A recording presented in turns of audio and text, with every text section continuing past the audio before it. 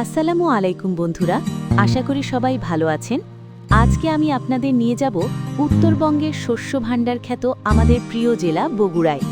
আমাদের বগুড়ার মাটি মানেই সোনার খনি।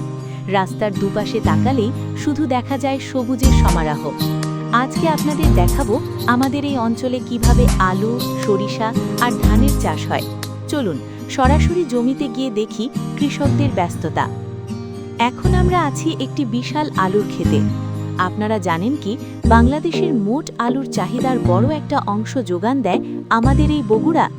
শিবগঞ্জ, মহাস্থান বা কালাইয়ের দিকে তাকালে দেখা যায় হেক্টর হেক্টর জমিতে আলুর চাষ। কৃষকরা হাড় ভাঙা খাটুনি দিয়ে এই ফসল ফলান। দেখুন, মাটির নিচ থেকে কি সুন্দর গোল গোল আলু বেরিয়ে আসছে।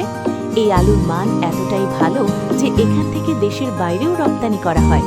আমাদের বগুড়ার আলু মানে স্বাদে আর মানে অনন্য। আলু ক্ষেত পার হয়ে একটু সামনে এগোলেই চোখ ধাঁধিয়ে যাবে হলুদ সরিষা ক্ষেত দেখে। চারিদিকে সরিষা ফুলের মৌ মৌ গন্ধে যেন চারপাশ মাতোয়ারা।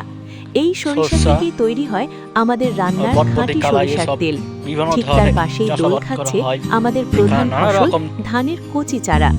ধানের এই হালকা সবুজ রং যখন বাতাসে দোল খায়, তখন মনে হয় যেন প্রকৃতি প্রাণ ভরে হাসছে। বগুড়ার কৃষকরা শুধু চাষি নন, তারা আমাদের এই মাটির নিপুণ শিল্পী। মাঠে সরাসরি কৃষকদের সাথে কথা বলে বুঝলাম তাদের জীবন কতটা সংগ্রামী।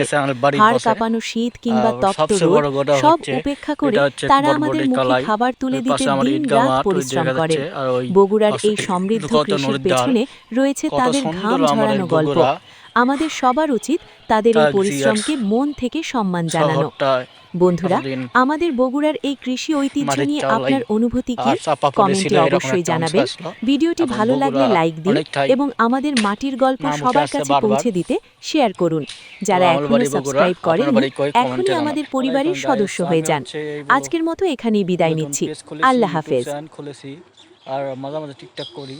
সবাই লাইক, কমেন্ট, শেয়ার আর সাবস্ক্রাইব করবেন আর আমাদের সাপোর্ট করবেন। ইনশাল্লাহ পরবর্তী দেখা হবে। আসসালামু আলাইকুম। এটা আমি আশা করি আমাকে সবাই চেনেন।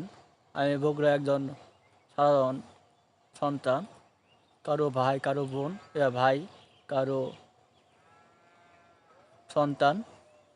আর আশা করি আপনারা সাপোর্ট করবেন আমাদের। আর বগুড়াতে সব জিনিসই মোটামুটি ভালো পাওয়া যায়, যেমন চাষ থেকে শুরু করে সব কিছুই উন্নত মানের, সব কিছু ফ্রেশ শাকসবজি পাওয়া যায়। তার নমুনা থেকে বগুড়ায় মাটি অনেক ভালো, উর্বর। আর এখানে সব কিছু নিরাপদ, মারামারি হানাহানি অনেকটাই কম।